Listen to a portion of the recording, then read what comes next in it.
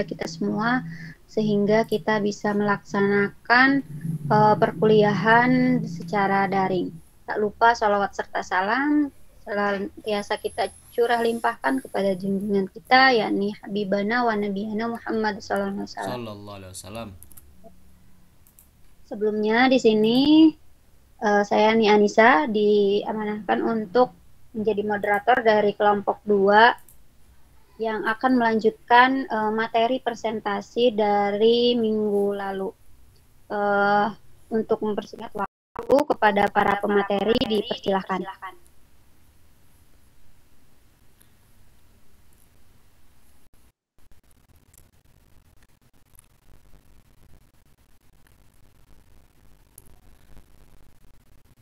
Oh iya, jangan lupa untuk pemateri di share ya, di share screen bahasanya, di share screen PPT-nya seperti itu, biar yang lain bisa baca lah sedikit.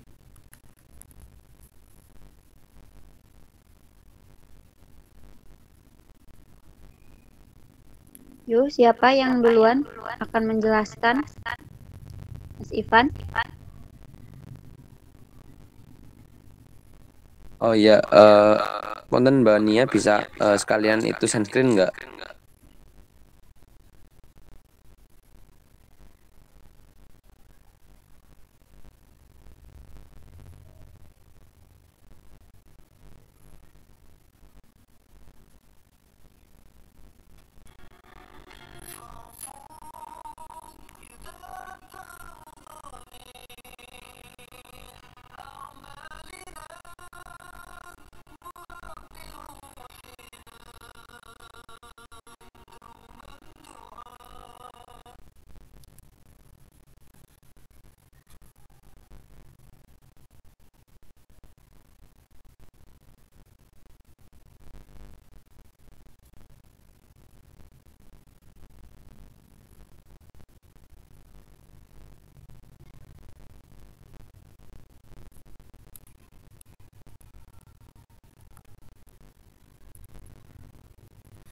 Mohon maaf Mbak Nia, biar lebih bagus nih hasilnya, di apa, di rotasi layar aja itu bisa nggak ya?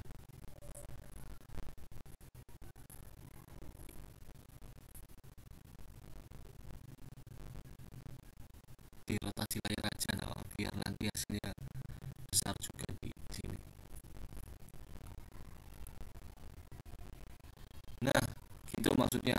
Oke, mantap.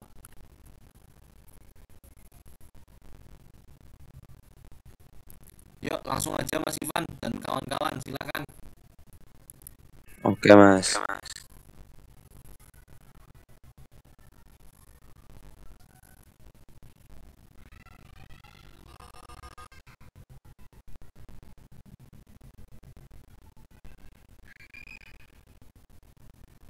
Kalem bolo celes ile suwen mlebu ya.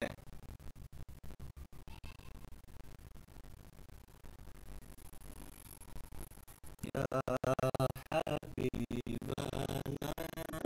Ya, Assalamualaikum warahmatullahi wabarakatuh. Waalaikumsalam warahmatullahi wabarakatuh. Ya, di sini saya akan mempresentasikan atau membahas tentang proses Islamisasi di Nusantara. Poin yang pertama tentang teori masuknya Islam di Nusantara, di Indonesia. Teori masuknya Islam di Nusantara ini ada mencakup 4 teori. Yang pertama teori India, kedua teori Persia, tiga teori Arabia, dan yang keempat teori Cina. Teori yang pertama, teori India, dilontarkan oleh Snow. Ia mengatakan bahwa Islam masuk ke Indonesia dari wilayah-wilayah yang terdapat di anak benua India. Tempat-tempat seperti Gujarat, Bengali, dan Malabar disebut-sebut sebagai alat masuknya Islam ke Indonesia. Teori tersebut berdasarkan pengamatan tidak terlihatnya peran dan nilai Arab yang ada dalam Islam pada masa-masa awal, yaitu pada abad ke-12 atau 13 Masehi. Snow juga mengatakan teorinya didukung dengan adanya hubungan yang sudah terjalin lama antara wilayah Indonesia dengan daratan India. Hal ini menunjukkan bahwa bahasan utama tentang sejarah yang membicarakan awal mula masuknya Islam ke Indonesia Dalam teori ini sangat dipengaruhi sumber-sumber kolonialis.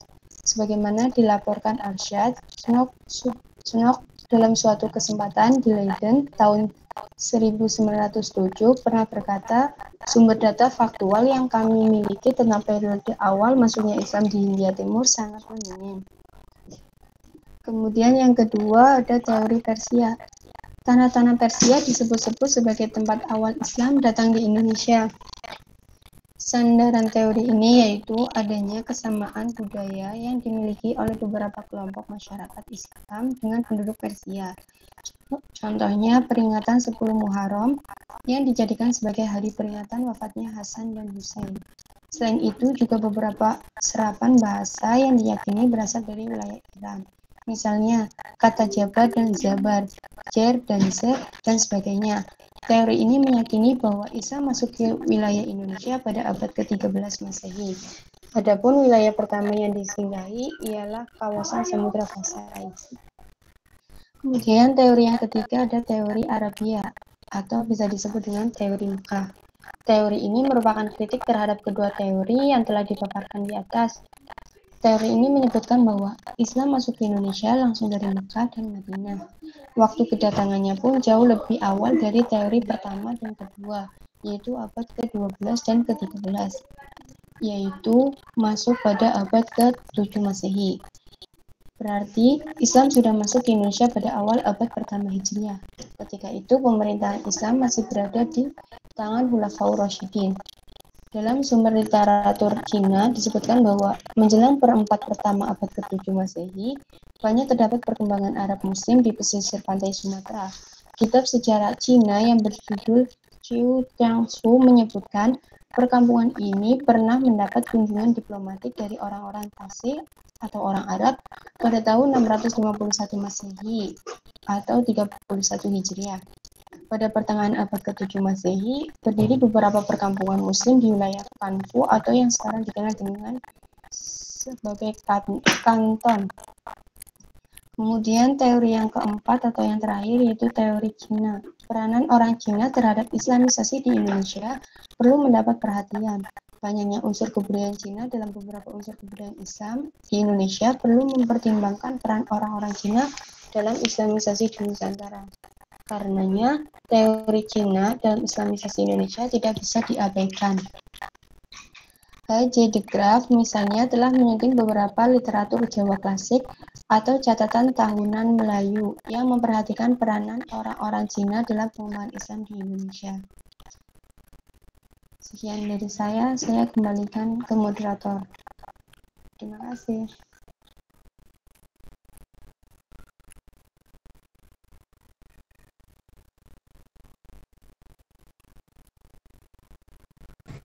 Oke, selanjutnya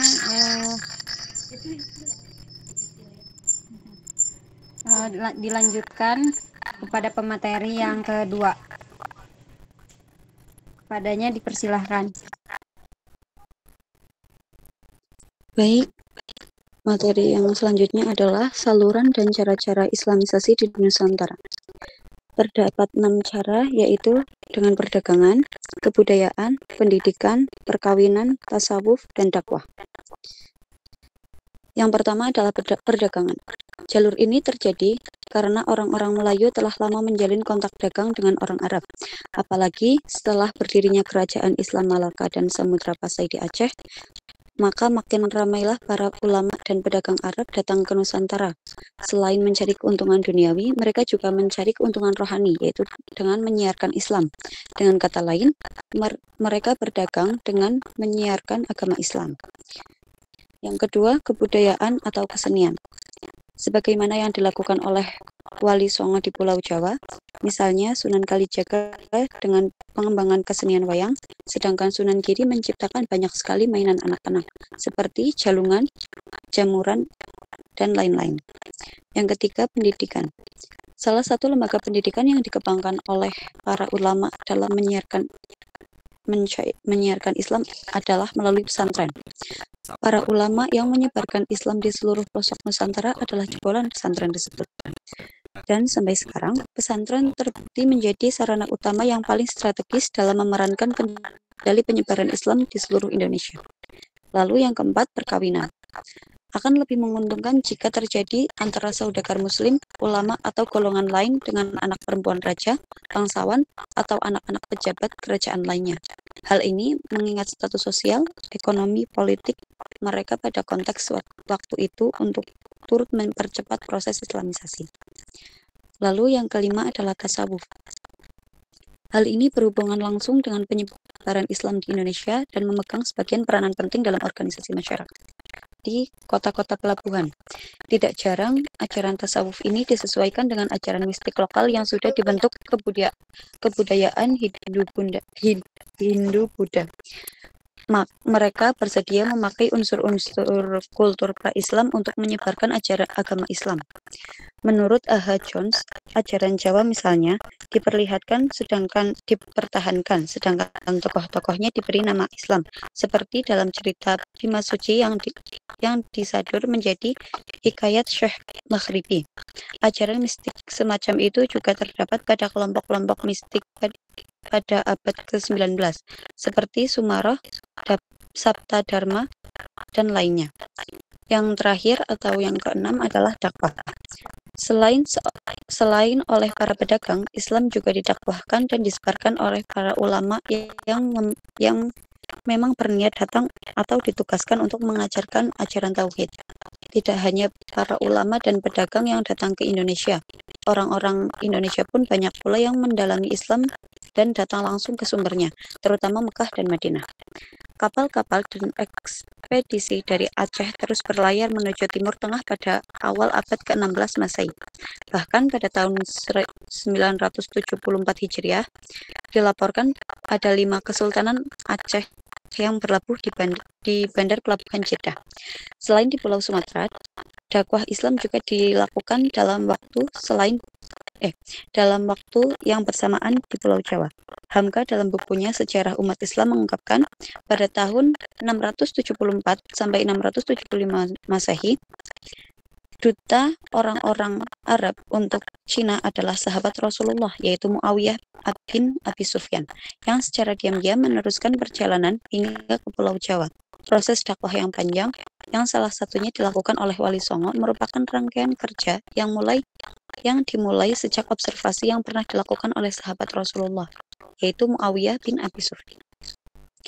Untuk selanjutnya, kami serahkan pada moderator.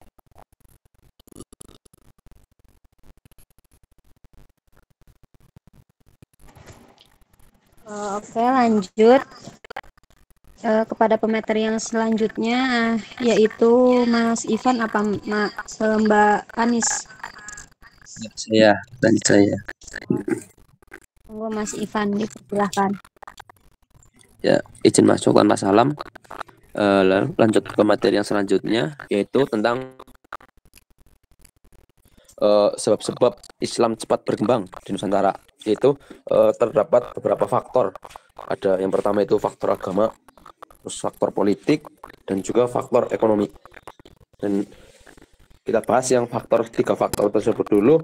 Jadi yang pertama ada faktor agama, yaitu pada faktor agama ini seperti akidah Islam itu dan dasarnya memerintahkan menjunjung tinggi kepribadian, meningkatkan harkat dan martabatnya, juga menghapus kekuasaan kelas rohaniawan seperti Brahmana dalam sistem kasta yang diajarkan Hindu. Jadi dalam maksudnya tersebut itu penghapusan sebuah kasta seperti yang sudah teman-teman pahami mungkin dari dulu sampai sekarang pasti sudah pada paham tentang penghapusan sebuah kasta Brahmana dan lain sebagainya itu. Lalu lanjut juga masyarakat di sini diyakinkan bahwa dalam Islam semua lapisan masyarakat sama kedudukannya. Jadi dihapusnya kasta itu supaya meyakinkan bahwa semua masyarakat itu kedudukannya sama di mata Allah. Satu. Jadi tidak ada yang lebih utama dalam pandangan Allah kecuali karena takwanya. Jadi tentang agama itu karena takwanya. Jadi lanjut ke faktor yang kedua, yaitu faktor politik.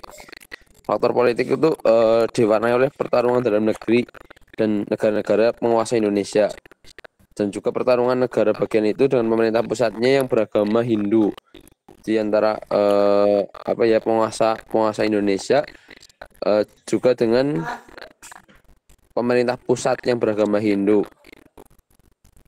Jadi di sini mendorong untuk para bangsawan dan pejabat untuk menganut agama Islam yang dipandang mereka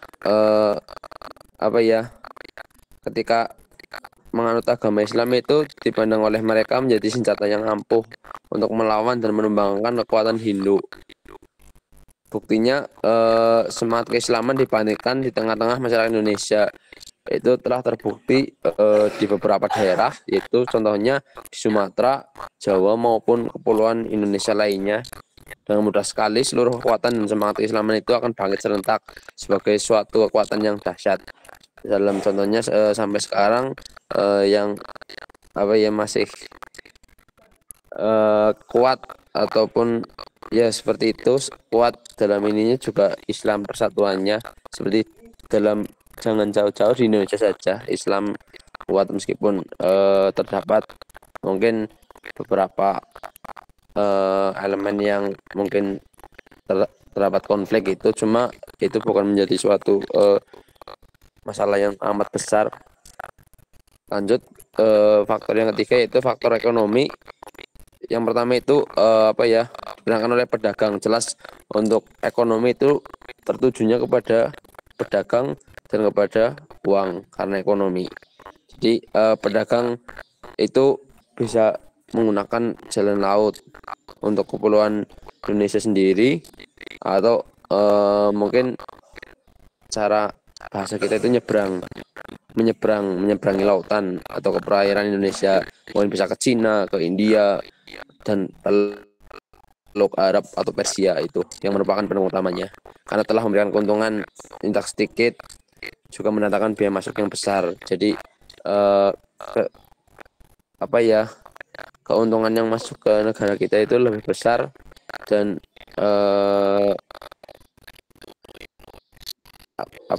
keuntungannya tidak sedikit, dan biaya masuk yang datang ke negara kita itu lumayan besar.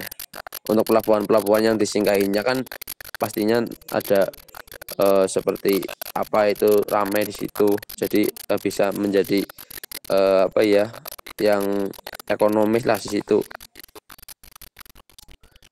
Itu juga bisa jadi menyangkut barang-barang yang dibawa yang dari itu kapal yang dari mana, dari luar, terus bisa juga yang dari sini diangkut ke luar, itu seperti ekspor impor begitu teman-teman.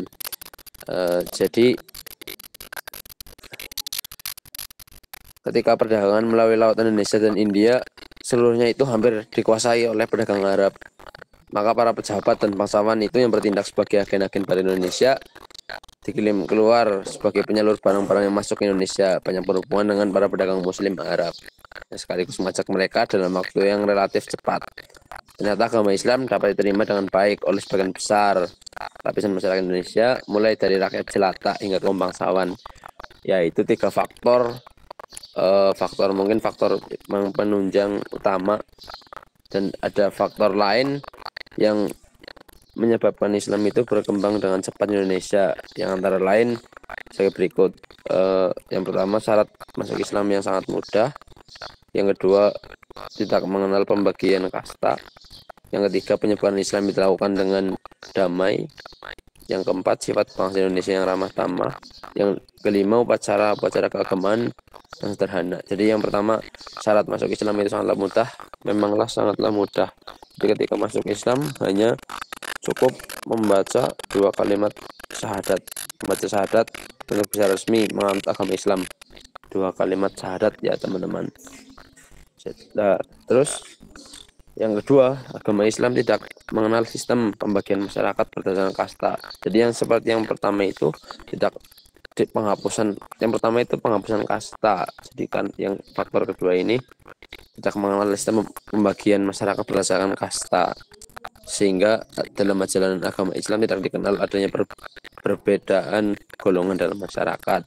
Jadi semua masyarakat Islam yang dari manapun tidak ada bedanya, sama Islam, sama-sama Islam, nggak ada Islam garis lurus, Islam garis menceng dan lain sebagainya, seperti itu. Terus yang ketiga, penyebaran agama Islam dilakukan dengan jalan yang relatif damai. Jadi ya tanpa melalui kekerasan, tanpa paksaan, semua itu berawal dari hati, kayak gitu. Terus yang keempat, sifat bangsa Indonesia yang ramah tamah, memberi peluang untuk bergaul lebih erat dengan bangsa lain. Jadi dari bangsa Indonesia yang sudah terkenal dengan keramah tamahannya, apalagi di Jawa khususnya ya, dengan anggah ungguh dan lain sebagainya, itu menjadikan lebih erat dengan bangsa lain, yang sehingga dari itu menjadikan bangsa lain yang belum masuk Islam akan lebih mudah, apa ya mungkin bisa dikatakan lebih mudah atau lebih cepat untuk masuk dengan agama Islam. Terus yang kelima, upacara-upacara keagamaan dalam Islam itu lebih sederhana. Di upacara-upacaranya itu lebih sederhana, enggak terlalu terlalu ribet kayak mungkin upacara dari agama yang lainnya, yang saya ketahui sih dari agama yang lainnya. Mungkin penjelasan yang upacara lebih sederhana ya, itu tentang upacaranya itu ya sederhana lah dalam Islam, nggak terlalu dibilang wah ya enggak, ya sederhana lah, seperti halnya sederhana itu bagaimana teman-teman sudah paham ya. Mungkin begitu saja yang materi yang dapat saya sampaikan. Mungkin kurang lebihnya mohon maaf. Nanti untuk akhir bisa ditanyakan apabila belum ada yang belum paham atau belum jelas. Terima kasih. Waktu dan tempat saya kembalikan kepada moderator. Oke, terima kasih kepada Mas Ivan Nurfarhotin. Untuk selanjutnya pemateri yaitu Mbak Anis ya. Iya, betul. Mbak Anis dipersilahkan. Ya, yang selanjutnya yaitu mengenai bentuk akulturasi Islam dan budaya Nusantara. Secara umum, bentuk akulturasi Islam dengan budaya Nusantara itu ada beberapa bidang, yaitu bidang politik, bidang sosial, bidang arsitek, bidang pendidikan, dan bidang sastra serta bahasa. Yang pertama yaitu mengenai bidang politik. Masuknya Islam di Nusantara dengan mendirikan kerajaan-kerajaan yang bercorak Islam secara perlahan menggantikan peranan kerajaan yang bercorak Hindu-Buddha. Dipimpin oleh seorang raja yang bergelar sultan atau sunan dan dapat dikatakan sebagai seorang wali. Jika rajanya meninggal dunia, maka tidak lagi dimakamkan di candi seperti yang dilakukan oleh pemeluk agama Hindu-Buddha, melainkan dilakukan secara syariat Islam. Kemudian untuk masalah agama juga seorang raja didampingi oleh ulama yang disebut dengan mufti kerajaan. Yang kedua yaitu bidang sosial. Pengaruh Islam yang berkembang pesat membuat masyarakat banyak yang memeluk agama Islam. Hal ini menyebabkan aturan kasta yang sudah berlaku di masyarakat mulai pudar. Diketahui dalam ajaran Hindu-Buddha terdapat 4 kasta yang kita kenal, yaitu kasta Brahmana, terus kasta Ksatria, yang ketiga kasta Waisya, dan yang terakhir yaitu kasta Sudra. Dalam ajaran Hindu-Buddha sangat memegang pada status sosial, yaitu urutan kasta. Kemudian semenjak munculnya Islam, penggunaan nama yang diberikan kepada anak juga mulai memakai nama bahasa Arab, yaitu Muhammad, Umar, Ali, Ibrahim, dan lain-lainnya. Dalam bercakap-cakap sehari-hari juga mulai banyak menggunakan bahasa Arab.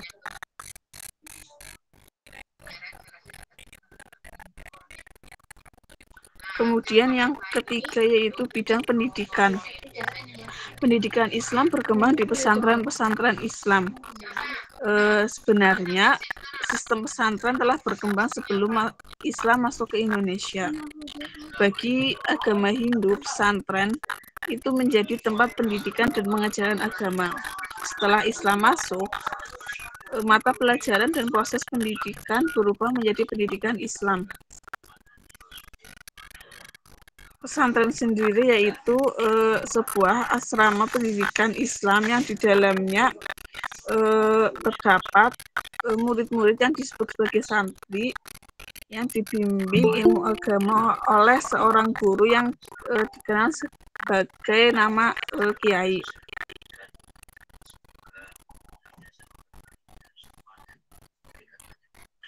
Terus yang selanjutnya bidang sastra dan bahasa.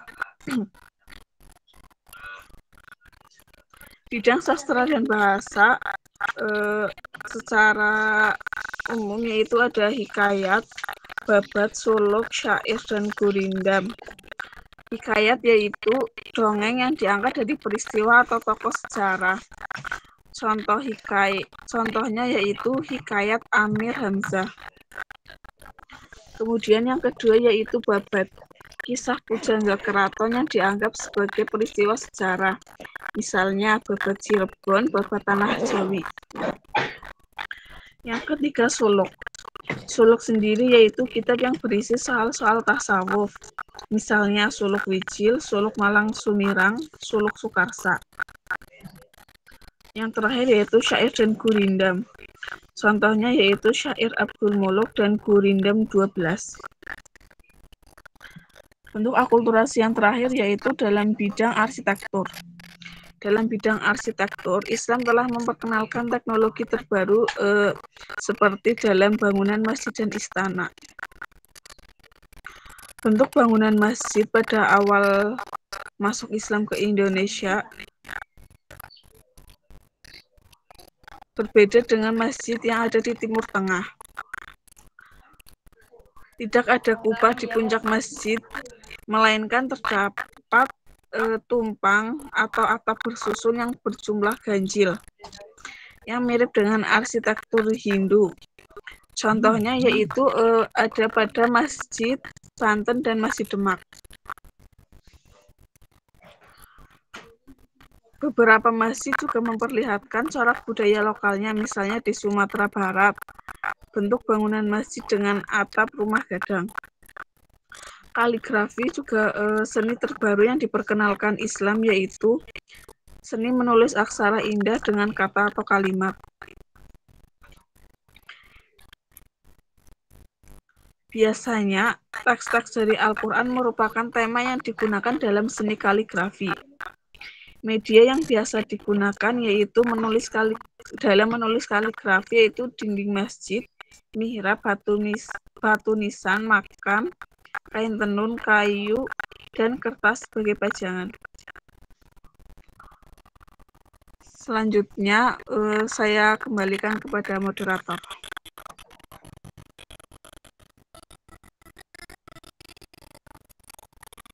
Oke, baik. Terima kasih kepada Mbak Anis dan pemateri yang lainnya.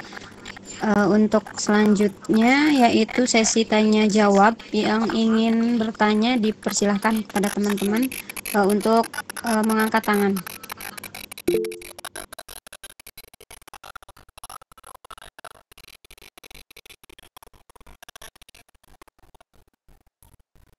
Ya, silakan itu. Ada 7 yang mengatakan Hasan, Nafika, Risa, Nadia, Ri, Nufaida, dulu silakan. Kita ada semua ya nanti. Pertanyaannya ditulis di pesan chat ya. Ya kalau enggak langsung di WA aja sekalian, grup WA. Ya di WA nggak apa-apa. Itu ya.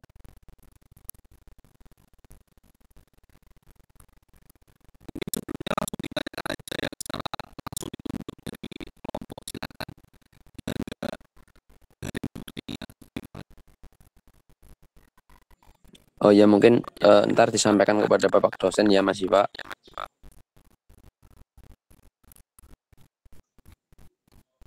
Terkait ice breaking saya, karena saya sekarang jadi pemateri jadi nggak bisa ice breaking itu kemarin ditagih. Santai, kuliah masih panjang.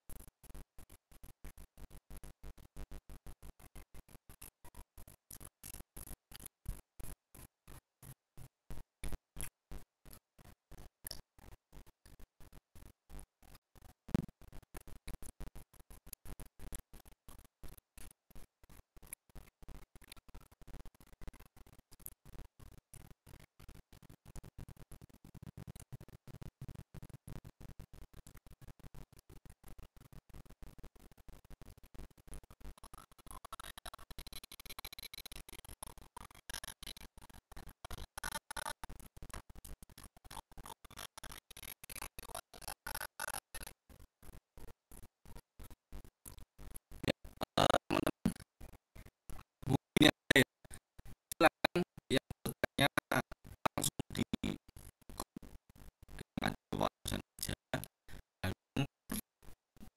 Dan sekarang mungkin absen gitu ya, nanti sekalian di layar nanti absen saya terakhir saya bertemu nanti diskusi lanjut di grup yang ada Bapak dosen gitu. Kira-kira sepakat nggak teman-teman? Setuju Mas. Sepakat. Dosen. Boleh. Iya nggak apa-apa itu. Gitu aja ya. Ih, Oke, ya selamat datang kembali di Bajawa. Langsung aja absen ya.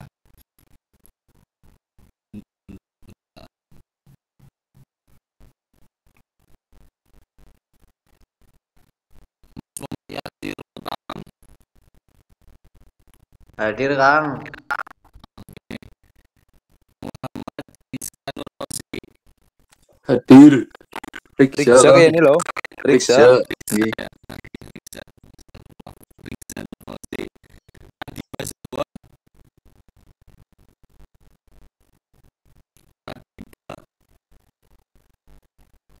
Mic-nya rusak. Hadir. Kira. Anita Tita. Hadiroh. Anissa Dwi. Hadiroh. Aura Erdiana. Hadiroh.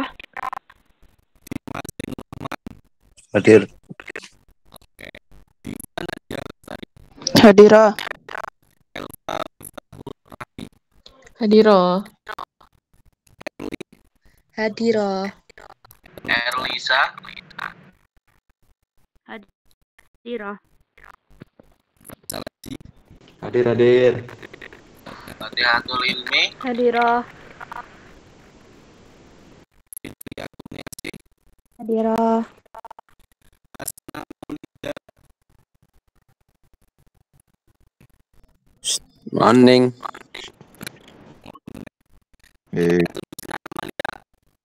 Hadiro. Hadir. Kurang ajar. Hadiro. Hadiro. Hadir. Hadiro. Hadiro. Hadiro. Hadiro.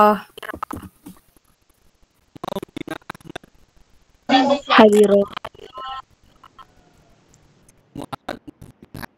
Hadir.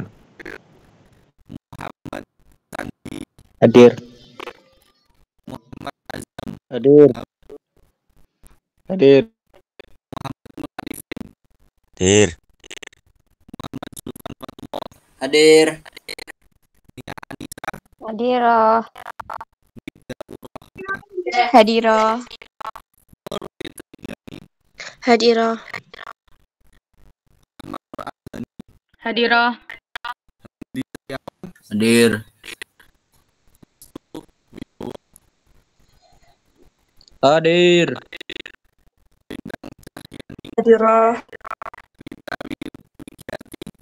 Hadiro. Hadiro. Hadiro. Hadiro. Hadiro. Hadiro. Hadiro. Hadiro.